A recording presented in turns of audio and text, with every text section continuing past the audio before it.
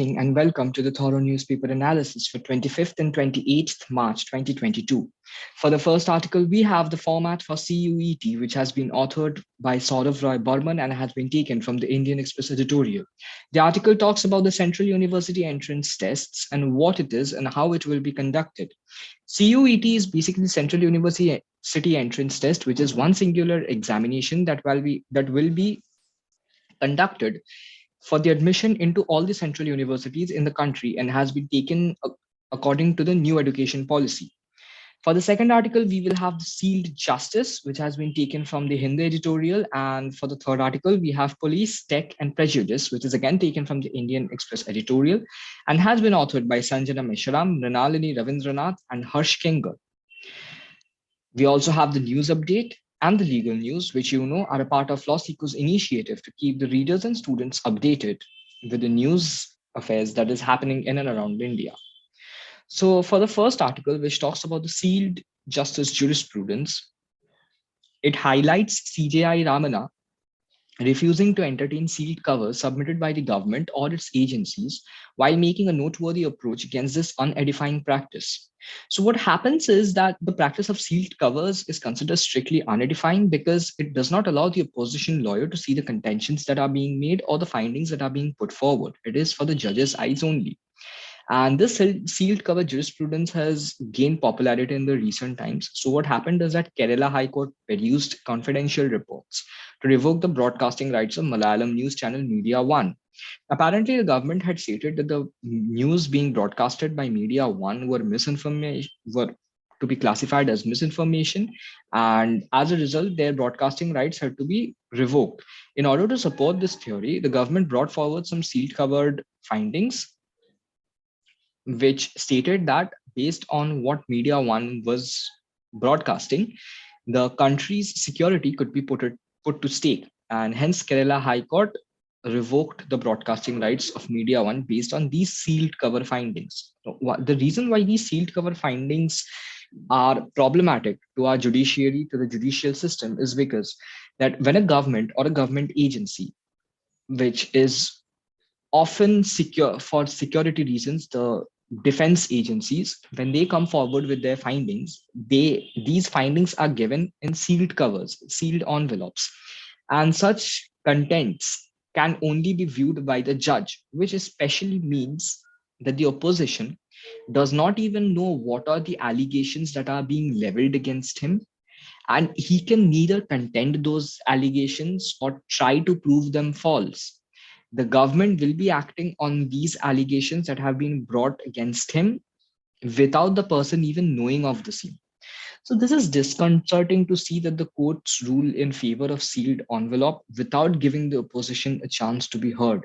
CJI Ramana challenged the sealed covers in the Muzaffar Shelter home sexual abuse case, wondering why action taken had to be within sealed covers.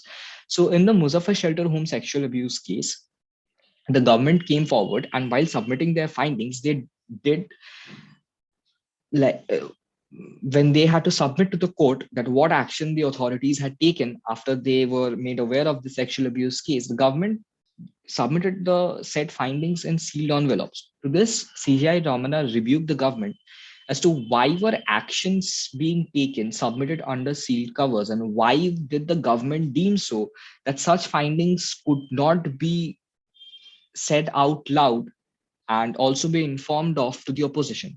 It is true that the Evidence Act does allow non-disclosure of some documents and communications, but the government uses sealed cover mainly in cases of national security or for the purity of an ongoing investigation. However, after all of this, there are some undesirable consequences of the sealed justice jurisprudence.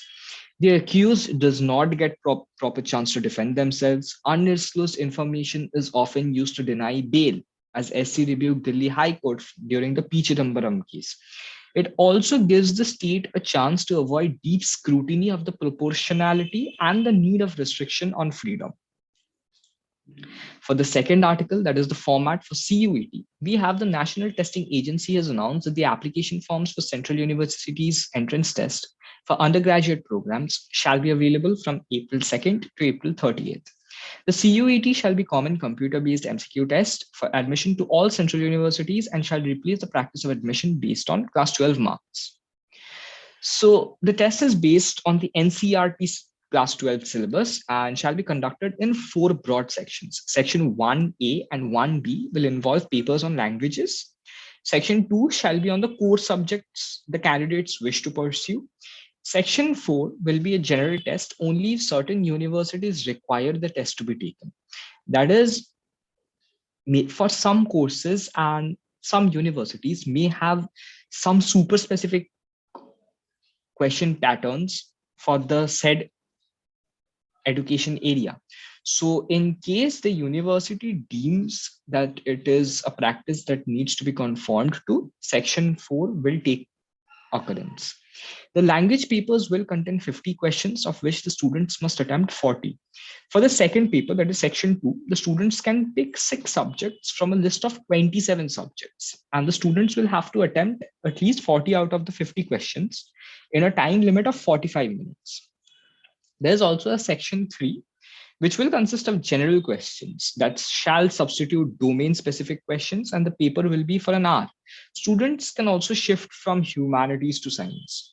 For subjects that are not in the list of 27 subjects, the students will take up subjects that are closest to the subject they wish to study.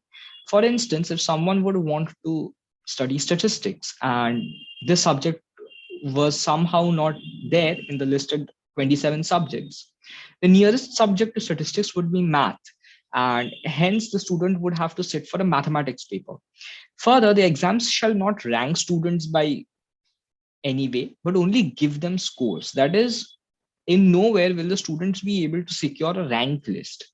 The students will only be given scores. Certain universities will then publish the criteria, the scores from which to which they will be accepting applications. And they may also bring in a condition where class 12 marks would be weighed in for screening candidates, but that is not compulsory. Next up, we have police, tech, and prejudice.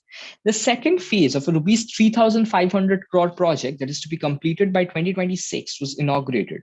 The project shall use artificial intelligence to create a criminal tracking network system that shall effectively pull out past criminal records as soon as the fingerprint of the individual is fed into the system. Now, this has been heavily criticized. The reason is SC in the Puttaswamy judgment upheld that informational privacy is paramount and any attempt to collect information must be legal, it must be necessary and proportionate. Further, the practice of prejudice policing will give rise to mass surveillance, especially against oppressed caste communities on little evidence.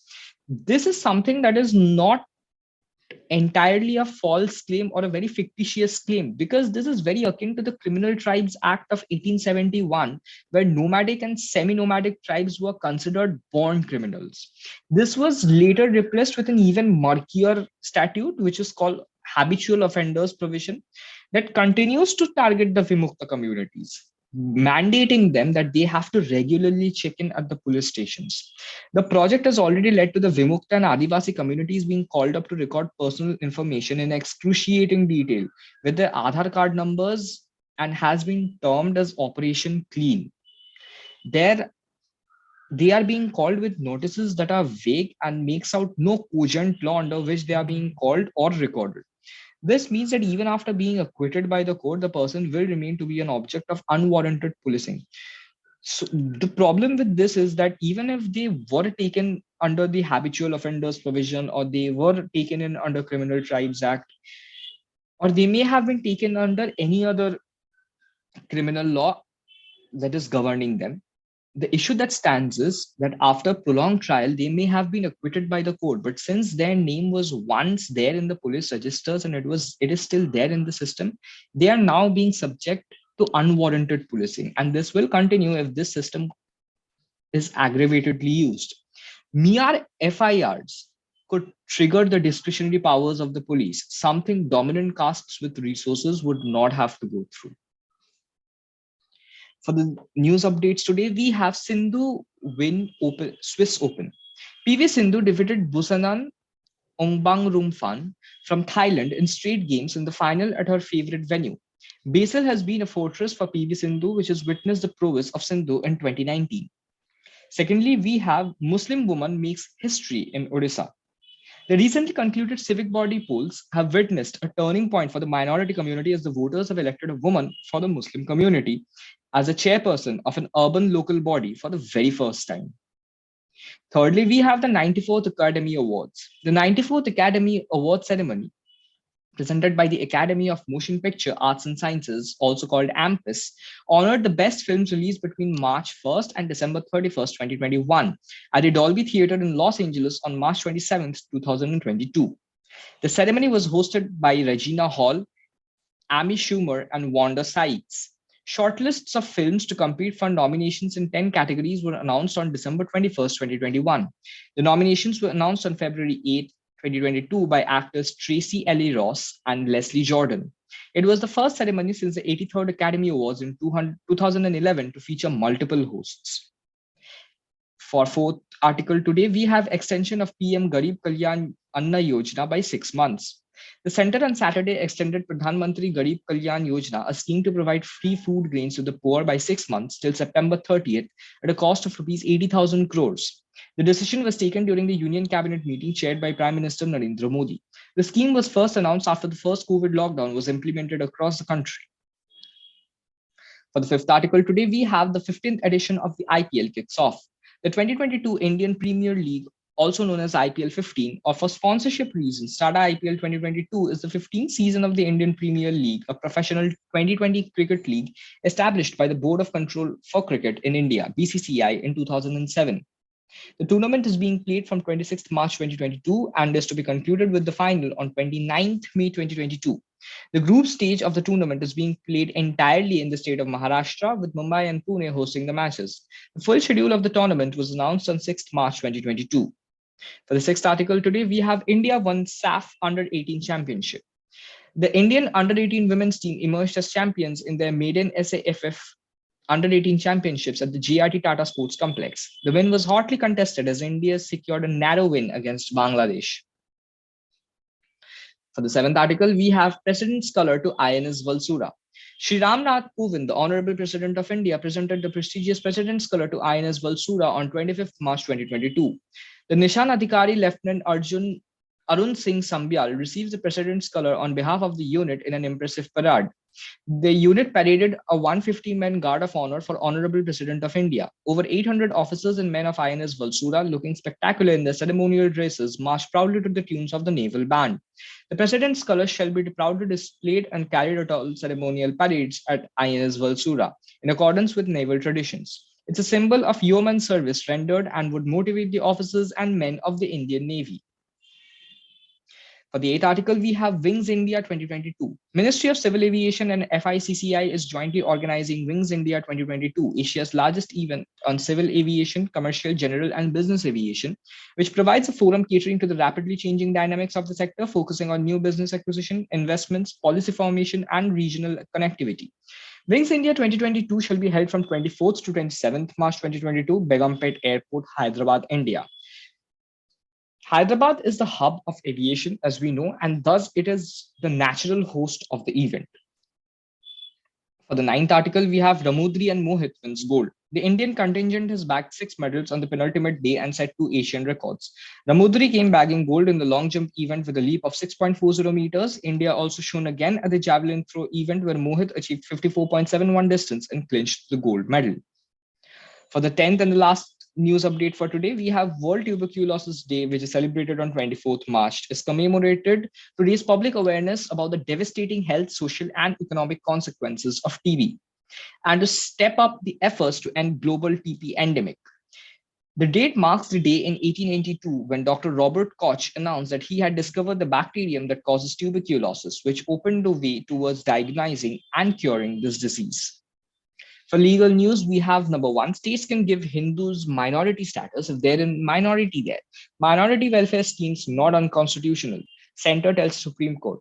The center in its submissions to the Supreme Court has stated that in states where the Hindus were actual minorities, they could be given the benefit of minorities. To support their claim, the center has referred to the TMA Pai case, where it was held that the minorities were considered as per the population of the state. Secondly, we have borrower has no right of hearing before magistrate allows possession of assets under Section 14, Bombay High Court. The Bombay High Court has refused to read principles of natural justice in the provisions of Section 14 of the SARFAESI Act and has directed the magistrates to put borrower to notice before taking possession of the asset for the bank or any financial institution. For the third article, we have Section 188 of CrPC. Sanction is not required if a part of the offense is committed in India. The Supreme Court observed that Section 188 of CrPC will not be retracted if a part of the offense was committed in India. The section gets retracted only in circumstances where the entirety of the offense in question has been committed outside the land. For the fourth article, we have marital rape exception regressive violates Article 14, husband not the ruler of wife's body and mind, Karnataka High Court. The Karnataka High Court rejected a petition that had been filed by the husband seeking to drop charges of rape leveled against him by his wife. The court refused to take into consideration the exception of marital rape in this case and held that the same was a violation of Article 14 and was a regressive approach. Additional evidence not required to prove certified copies of judgments, Rajasthan High Court allows application under Order XLI Rule 27 is the fifth article for today. The Rajasthan HC held that no additional evidence was required while providing additional copies were the same as the original and copies were certified while allowing an application under Order 41 Rule 27 of CPC. So this was all for today. For free study materials and TNA PDF slides, you can always join our Telegram channel by scanning the QR code given on the screen. You can also follow us on our Instagram channels like LawSikho Judiciary, LawSikho CLAT Prep, UGC net_LawSikho, and LawSikho Law Finance. You can also visit www.lawsikho.com for any further information. Thank you.